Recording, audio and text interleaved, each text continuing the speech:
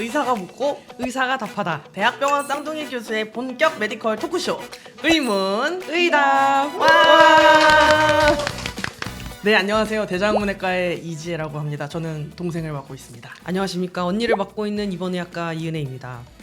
오늘은 누구나 한 번쯤 거울을 보면서 이제 생각할 내용이죠. 예, 예전에는 피부가 되게 좋았던 것 같은데 얼굴이 좀 더 예뻤던 것 같은데 내가 좀 짧고 젊어 보였던 것 같은데 주름이 없었는데 이런 고민들. 그렇죠. 오늘 아주 어렵게 모셨습니다. 네. 오늘 도움 말씀을 주실 성형외과 한우연 교수님 모셔보도록 하겠습니다. 와, 교수님 소개 한번 해주시겠습니까? 네, 안녕하세요. 용인 세브란스 병원에서 성형외과 교수 한우연입니다. 오늘 편하게 여러 가지 유익한 정보 전달드릴 수 있도록 노력하겠습니다. 와, 너무 감사합니다. 이 대본에는 없는 거기는 한데요. 네. 제가 아까 들어오면서 느낀 건데 요즘에 클릭비 다시 뜨고 있잖아요. 네, 이 용인 세브란스의 오종혁을 맡고 계신다는 생각이 들더라고요. 정말 네, 네. 저희 가족이 이 영상을 꼭 봤으면 좋겠습니다. 이 오늘 주제가 사실 안티에이징이잖아요. 예. 그래서 우선 1부 주제인 안티에이징 젊음을 되찾아 드립니다.부터 시작해 보도록 하겠습니다.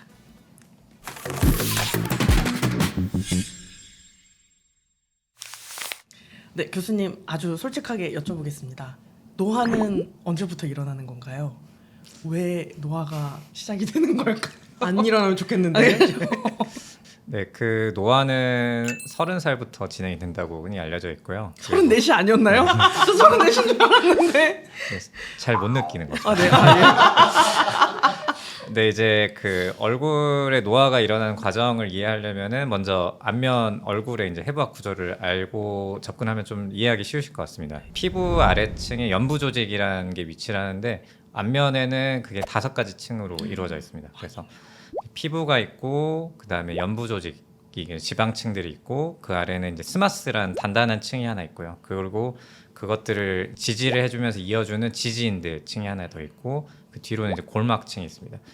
그 뒤로는 안면 근육이나 이제 뼈가 이제 위치를 하고 있는데 노화가 진행되면은 이제 피부에서는 이제 피부가 갖고 있는 콜라겐이 점점 빠져나가면서 탄력을 잃게 되고 지방층들도 지방이 점점 얼굴에서 빠져나가게 되거든요. 그리고 그 아래층에 있는 스마스 층도 점점 지지한 힘이 떨어져서 약하게 됩니다. 그리고 지지인데도 마찬가지로 떨어지게 되는데 그 연부 조직층들이 이렇게 약해지고 탄력을 잃으면서 점점 이렇게 얼굴이 흘러내리는 형상으로 되고 안면 근육도 이제 근육의 힘이 약화되게 되거든요. 그래서 얼굴 표정을 지을 때 더 많은 힘을 써야 되기 때문에 그러면서 피부 주름도 더 많아지고 그리고 안면골도 이제 뼈가 흡수되면서 이제 조금씩 변화하게 됩니다. 그러면서 노화가 일어난다 보시면 됩니다. 뼈도 변하는지는 몰랐어요. 골다공증 같은 건가요? 비슷한 거라 보시면 돼요. 재흡수되면서 조금 변하는 거기 때문에 그런 관점에서 이해하시면 좋을 것 같습니다. 이제 보톡스 요즘에 진짜 많이 맞는 것 같습니다. 뭐 조금씩 또 많이 하시고 하는 것 같은데 이게 보톡스도 주름을 펴는 보톡스도 있고 뭐 이렇게 사각턱 줄이는 보톡스도 있고 뭐 이렇게 다양한 종류가 있는 것 같거든요. 그래서 같은 보톡스라고 저희가 통칭을 하기는 하지만 혹시 종류들이 여러 가지인지 역할들이 다른지 좀 궁금합니다.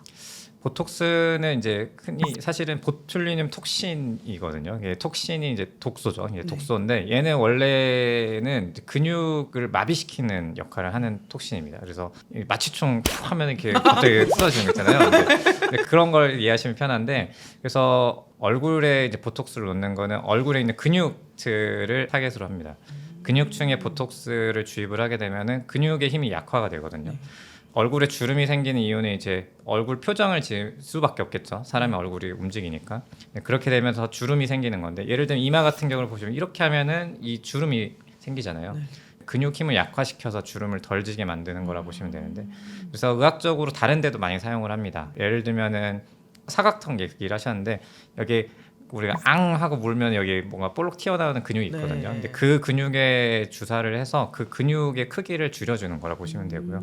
이거 말고도 신경과나 여러 과에서 보톡스를 사용합니다. 사실은 이제 탈장 수술할 때도 사용을 하거든요. 오, 이제 탈장 수술할 때 이제 외복사근의 힘을 좀 약화시켜야 탈장에 걸리는 압력을 줄일 수 있어서 재발 방지. 네, 재발 방지를 위해서 그렇게도 고용량을 사용하는 경우가 있습니다. 그리고 이제 그 보톡스랑 이제 연관지어서 다들 궁금해하시는 게 이게 뭐 여러 번 맞다 보면은 내성이 생긴다, 효과가 그리고 떨어진다. 효과 떨어진다, 그리고 뭐 근육 문제가 생겨서 오래 맞으면 안 된다, 뭐 이런 얘기들 자주 들어본 것 같은데요. 이거 여러 번 맞거나 오래 맞으면은 안 좋은가요? 이제 보톡스는 이제 교과서적으로 권장하는 건 6개월에 한 번이라고 되어 있거든요. 우리가 그 사실 이제 무협지 생각을 해보면은 네. 독에 계속 맞다 보면은 이게 네. 내성이 생기잖아요. 네. 버티잖아요. 네. 주인공이. 네. 근데 그런 거랑 어떤 마찬가지로 독을 먹어도 나는 보톡스를 자주 맞으면은 네. 내성이 생깁니다. 그래서 우리가 적은 용량을 해도 얻을 수 있는 결과를 못 얻게 되기 때문에 자주 맞게 되면 내성이 생겨서 사실은 같은 효과를 누리기 위해선 더 많은 고용량을 넣어야 되고 이렇게 바뀌게 됩니다. 그래서 교과서적으로 권장은 6개월로 현재 되어 있습니다. 어릴 때 맞는 게 더 효과가 뭐 빨리 좋다 이런 거는 이제 목적을 아까 말씀드렸던 게 이제 주름을 덜 지게 만들기 위해서라고 했잖아요. 그래서 그런데 이거를 어린 나이에 주름이 없는데 맞기 시작을 하면은 이제 내성이 빨리 생기는 거죠. 그래서 6개월에 한 번 맞아도 될 거를 1개월에 한 번 맞거나 이렇게까지 당겨서 많이 하시는 분들도 생기게 됩니다. 그럼 빨리 시작하는 게 그렇게 막 좋지는 않네요. 네. 능사는 아니다. 능사는 네. 아니다. 필러로 좀 넘어가 보겠습니다. 저 되게 궁금한데. 푸디 성형이라고 부르는 아 그죠. 필러. 필러는 이제 뭔가 꺼진 부위를 그야말로 필러잖아요. 필러. 그래서 채워주는 역할을 하는 건데 필러랑 보톡스랑 좀 헷갈리시는 경우들도 있을 텐데 이런 증상이 있으실 때는 보톡스를 가는 거고 이런 경우에는 필러를 맞는 게 낫다. 이런 거 혹시 조금 정리해 주실 수 있을까요? 궁금한 게 참 많으시네요. 네, 이제 노화를 약간 직관으로 맡고 있어가지고 요즘에 약간 관심이 많아졌습니다. 그 아까 말씀하신 것처럼 이제 필러는 이제 뭔가 채워주는 역할을 하는 게 맞고요. 보통 많이 놓는 거는 여기 이제 팔자주름. 팔자주름은 여기가 이제 꺼져 있죠. 근데 이유들이 있거든요. 그 이제 지지인대가 여기를 지지하고 있는데 여기 주변의 지방층들은 내려오고 하면서 이게 경계가 지어지는 거거든요.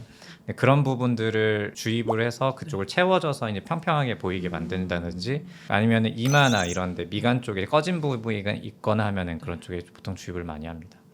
네, 그리고 요즘은 여기 눈가 아래에도 많이 하는 경우가 많고요. 그럼 이제 필러도 그리고 종류가 여러 가지가 있거든요. HA 필러나 뭐 PLLA, PDLLA 그리고 요즘 최근 나오는 뭐 리투오라든지 이런 새로운 필러들이 현재 많이 나오고 있는데 작용하는 것들이 조금씩 다릅니다. 그래서 그리고 물성들도 물성이라고 하죠. 약간 이게 몸 안에 들어갈 때 밀도가 낮게 들어가는지 높게 들어가는지 그런 여러 가지가 좀 많이 성분별로 좀 많이 다양하게 나눠져 있습니다.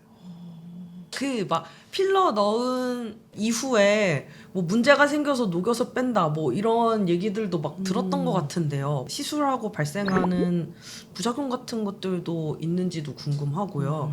이제 그 필러들이 녹는 게 있고요. 녹지 않고 계속 영구적으로 남아 있고 그런 게 있는데 오랫동안 있었으면 좋겠으면은 그런 게 낫겠죠. 오래 남아 있는 게. 근데 원치 않게 들어간 경우에는 녹이는 주사들이 있긴 합니다. 그걸 이제 녹여보는 거 하는데 과하게 들어간 경우는 볼록 튀어나와 보일 수 있고 결절처럼 만져질 수 있는데 그런 경우에는 녹는 이제 주사를 놔서 좀 녹여주는 경우가 있고 이제 만약에 이런 애들이 몸 안에 오래 남아 있는 염증을 유발하거나 하면은 수술적 처치가 필요한 경우들도 있습니다. 그게 누가 염증이 생기고 이런 거는 알 수는 없는 거죠. 이제 본인들이 환자분들이 이제 병원 와서 얼굴이 뭐가 만져지고 염증 때문에 이제 뭐 뜨끈하고 열감이 있다. 감염이 생겼을 때 일어나는 4가지 요건들이 그 네. 증상들이 있잖아요. 그런 것들 많이 아시잖아요. 그런 열이 것 나고 네. 빨갛고 뜨겁고 그런 것들이 이제 발생해서 오는 경우가 많은데 이제 특정지어져 있는 뭐가 덩어리가 있는 경우도 있지만 아니면 주변에 이게 넓게 퍼져 있는 경우도 많이 있습니다. 뭔가 미리 예측을 할 수 있으면 좋을 것 같은데 그렇기는 좀 어려운 부분이겠죠? 수술하는 과들은 아마 동감을 많이 할 텐데 감염은 저희가 원한다고 발생하지 않고요. 예. 언제 어떻게 일어날지 모르고 생겼을 때 정말 참담합니다. 예. 그래서 그건 예상하기는 좀 사실 좀 어렵긴 합니다. 의료진들이 물론 다들 이제 감염이 일어나지 않도록 시술이나 수술이나 이런 거 여러 가지를 하지만 그럼에도 이제 확률적으로 발생할 수 있기 때문에 그거는 이제 좀 어느 정도 생각을 하고 접근해야 가능성에 됩니다. 대해서 네. 생각해야 되는 부분이 있고요. 그 요즘에 또 이제 가장 많이 들리는 시술 중에 하나가 이름은 뭐 다양하긴 합니다만 하이프라고 하는 거 고강도 집속 초음파 리프팅. 네. 전 머글입니다.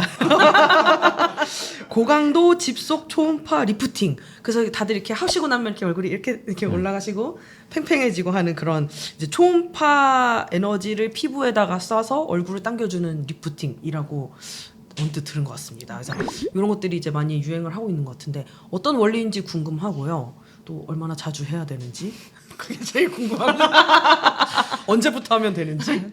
이제 하이프도 이제 큰 카테고리 안에 속해 있는 애라 보시면 되는데 이제 요즘 이제 이런 걸 EBD라고 합니다. 에너지 베이스드 디바이스라고 하는데 EBD 장비 중에 하나라고 보시면 되는데 이제 하이프가 있고 RF가 있어요. 이제 RF가 두 가지가로 나눠진다 보시면 되는데 네, 요즘 많은 환자분들은 사실 말씀하신 것처럼 하이프란 이름은 잘 모르는 경우가 더 네. 많고요. 이제 뭐 회사 제품들. 네, 회사 제품들 뭐 울- 울땡라나 뭐 듀오 탑땡 올리? 트나 뭐 써땡땡도 예. 그렇고. 아, 예. 썬땡 이렇게 회사 제품명으로만 알고 계신 경우가 많은데 원리를 좀 알고 치수를 받아야 되는데 그러지 않고 그냥 뭐 해주세요라고 제품명을 얘기하는 경우가 많거든요.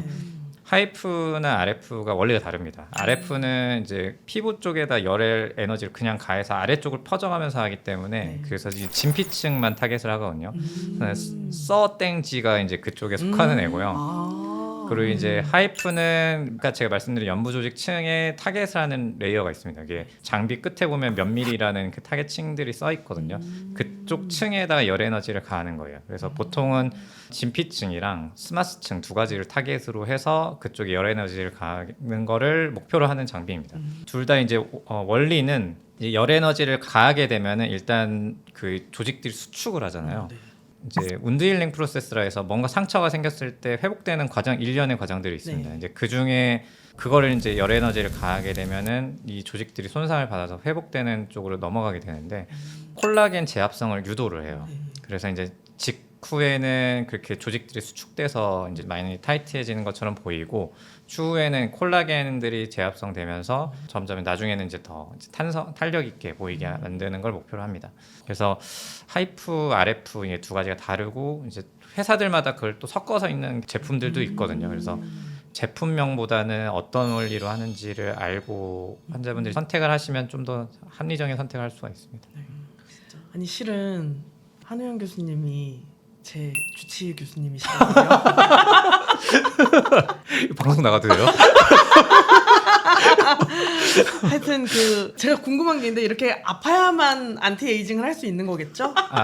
네. 그 설명을 제가 빠뜨렸는데 열 에너지를 가해서 되게 목표로 하는 온도가 있어요. 그 온도가 중요한 게 그 온도를 넘어가면은 단백질들이 변성을 일어나면서 이제 이렇게 화상을 입는 쪽으로 가게 되거든요. 근데 그 타겟 온도가 보통 60도에서 65도예요. 그래서 신부 여기 안쪽에 있는 피부층에 60도까지 열을 올리는 거잖아요. 그래서 사실은 고통스럽죠. 예. 죄송합니다. 네. 제가 사실 제 가까운 분들한테 해드릴 때는 제가 그냥 노페인 노게인이라고 하는데 그만큼 만족하시잖아요. 아 너무 저 정말 만족하셨잖아요. 네. 저희 주치 교수님을 아주 존경하고 감사의 마음을 맞이 하나 있습니다.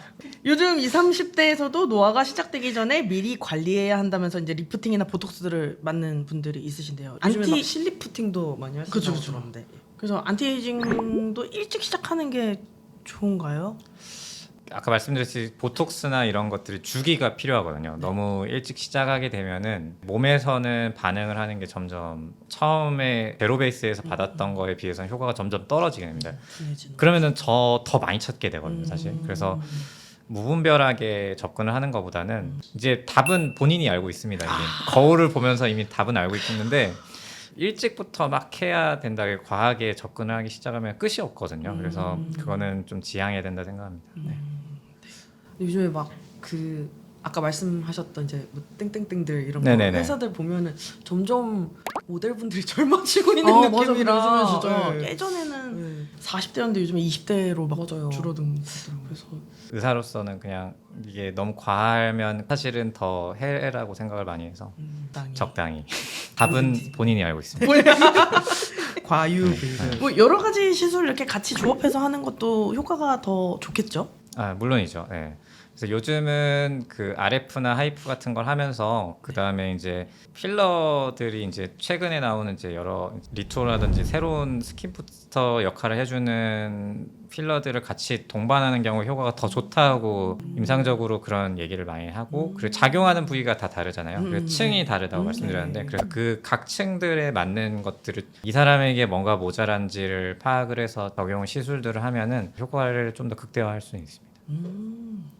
네, 교수님 지금까지는 이제 뭐 주사를 맞는다거나 아니면은 시술하고 이런 내용들로 주로 얘기를 해주셨는데요. 사실은 이제 뭐 주사, 시술 이런 걸로 충분하지 않으신 경우에 수술적인 접근 이런 것들도 있을 것 같은데요. 혹시 어떤 수술들이 또 안티에이징과 관련이 있는지 좀 설명해 주실 수 있으신가요? 이제 얼굴 안면 노화에 대해서 하는 수술들이 여러 가지가 있습니다. 이제 먼저 대표적으로는 이제 안면 거상술이나 이제 상안검, 하안검 이런 것들이 있을 수 있고요. 그다음에 이마 거상도 요즘 많이 하는 수술들인데 안면 거상술 같은 경우는 제가 아까 스마스층이 있다고 했고 그 아래에 이제 지지인대가 있다 했잖아요. 유지인대라고 하는데 인대가 있는데 걔네들이 몸 안에 이제 유지인대들이 있는 위치들은 정해져 있습니다. 조직들이 어디 막 움직이지 않게 딱 고정을 해주기 위해 있는데 얘네들 단단하게 잡고 있는데 단단한 거 사이에 있는 스마스가 이렇게 흘러내리는 거거든요. 그런데 이제 피부가 시술로서 할 수 없이 너무 과하게 주름이 많이 지거나 하면은 이제 수술적으로 늘어난 피부를 절제해주거나 하면서 수술을 해줄 수가 있는데 그런 경우에는 이제 안면거상술을 해서 이제 유지인대를 끊어주면서 그러면 끊어주면은 조직들이 많이 움직일 수 있잖아요. 그리고 그 아래에 있는 단단한 스마스 층을 이제 이동을 시키면서 얼굴을 펴주는 겁니다. 그래서 안면 거상술은 원리가 이렇게 되는데 이마 거상도 마찬가지거든요. 이마에 있는 이제 두피 쪽으로 헤어라인이라고 하죠. 헤어라인 쪽으로 절개를 해서 이제 이마를 위쪽으로 올리는 거죠. 이마의 주름은 아래로 이렇게 내려오다 보니까 그리고 상안검, 하안검도 이제 얼굴에서 피부가 조금씩 늘어난다 했잖아요. 상안검 같은 경우 이제 눈 위에 있는 피부가 점점 내려오게 되는데 네. 이 눈의 위에 피부가 점점 내려오게 되면은 눈이 침침하다고 하거든요. 어르신들이. 이렇게 저한테도 환자분들이 오면은 다들 눈이 침침해 앞이 잘 안 보인다라고 하는데 그런 경우 처음에는 눈이 침침하니까 이렇게 뜨세요. 눈을 이렇게 뜨세요. 근데 그러다 보면은 눈썹 이마의 주름이 더 심해지고 피부는 늘어나 있으니까 이게 덮여서 안 보이니까 이렇게 해서라도 보려고 하다가 보면은 이제 그게 더 이상 안 되는 시점에서 이제 상안검을 고려를 하면서 오거든요. 눈 위에 있는 피부가 늘어난 걸 절제를 해주면서 이제 상안검을 보완할 수가 있고 이제 하안검은 아래쪽에 이제 저희가 그 다크서클이라고 하는 거라고 하는데 그리고 다크서클도 있고 여기 아래쪽에 이제 지방들이 이렇게 골이 파이는 경우가 있는데 근데 그런 경우에는 이 지방층들이 아래 위쪽에 뭉치면서 이제 경계가 보이는 거거든요. 이렇게 되는 네, 거죠. 그게 이제 지방층들의 경계가 보이게 되는 건데 그래서 그런 경우에는 하안검 수술을 해서 지방층들을 균일하게 만들어주거나 하면서 평평하게 만들어주게 됩니다. 그게 지방재 배치 수술. 맞습니다. 네, 지방재 배치를 보통 많이 하는 이게 지방재 배치는 하안검 수술의 술법 중에 하나라고 보시면 됩니다. 근데 이제 흔히들 요즘 많이 사용하는 방법이다 보니까 지방재 배치가 이제 많이 널리 알려졌지만 하안검 수술에 포함되는 거라 보시면 됩니다. 안면거상 수술 받으시는 환자분들은 정말 만족을 많이 하세요. 네, 그래서 다들 외래 이제 그다음 오시면 항상 하는 말이 10년 젊어졌다 고맙다고 이렇게 많이 하시는데 그런 수술하면 꽤 보람차요. 이유가 이제 평생 이제 일하면서 고생하시다가 나중에 돌아봤을 때 이제 얼굴이 노화가 너무 많이 된 것 때문에 힘들어 하시는데 이제 그걸 이제 안면거상술을 하고 난 다음에 이제 예전으로 돌아간 것 같아서 너무 고맙다는 얘기를 많이 하시면 꽤 뿌듯합니다. 약간 시간을 돌려받는 기분일 것 같아요. 그 환자들 입장에서. 네. 노화가 두려워지지 않았습니다. 안 나지는 것 같아요. 저희 주치의 교수님이 계시니까요.